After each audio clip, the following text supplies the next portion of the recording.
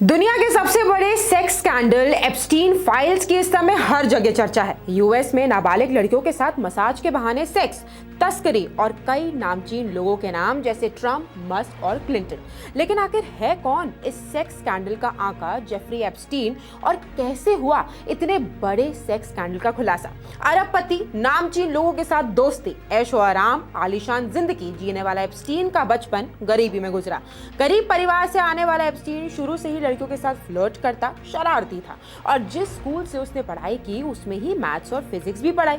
लेकिन जल्द ही उसे निकाल दिया गया। फिर अमेरिकी फाइनेंशियल मार्केट वॉल स्ट्रीट में बतौर इन्वेस्टमेंट बैंकर जुड़ा और 1982 में जे एप्स्टीन एंड कंपनी खोली, जो कम समय में ही $1 बिलियन कंपनी बन गई। और फिर क्या, गरीब परिवार से आने वाला एप्स्टीन रईसों की ऐशो आराम वाली जिंदगी बिताने लगा।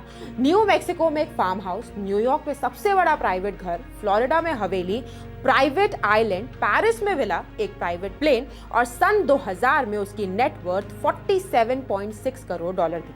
आप समझते हैं कि कैसे एप्स्टीन फाइल्स जगजाहिर हुआ, जिसमें फंसे कई नामचीन लोग। तो 2005 में फ्लोरिडा से ये मामला पहली बार सामने आया जब एक पीड़िता नाबालिग लड़की की मां ने कंप्लेंट दर्ज करवाई कि उसकी बेटी को एप्स्टीन के आलीशान घर में मसाज के बहाने बुलाया, वहां सेक्स का दबाव बनाया। केस दर्ज हुआ, 50 लड़कियां सामने आईं। फिर जांच में खुलासा हुआ एप्स्टीन के secret island Little Saint James का, पाम बीच के विला में हाई प्रोफाइल्स पार्टियों का, प्राइवेट प्लेन लोलिता एक्सप्रेस जिससे एप्स्टीन नाबालिग लड़कियों को आइलैंड लाता था, और इस सब में एप्स्टीन की गर्लफ्रेंड या पार्टनर गिस्लीन मैक्सवेल शामिल थी।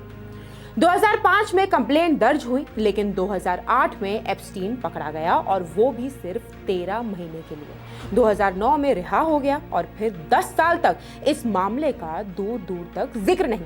लेकिन 2019 में वर्जीनिया ग्रिफे नामक लड़की ने एप्स्टीन पर कई गंभीर आरोप लगाए और अपनी बुक नोबडीज गर्ल में बताया कि जब वर्जीनिया 16 साल की थी और ट्रम्प के क्लब में काम करती थी, तब एप्स्टीन की गर्लफ्रेंड ने उसे मसाज देने के बहाने बुलाया और 3 साल तक उसका यौन शोषण हुआ।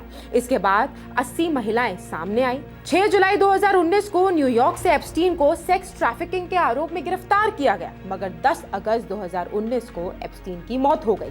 फांसी लगाकर आत्महत्या की, मगर कई सवाल खड़े हो गए और अगले साल उसकी गर्लफ्रेंड मैक्सवेल को भी अरेस्ट किया गया और 20 साल की सजा सुनाई गई। इस वक्त वो सलाखों के पीछे है। मौत के बाद भी एप्स्टीन का नाम दुनिया भर में गूंज रहा है और आगे आने वाले दशकों तक गूंजता रहेगा।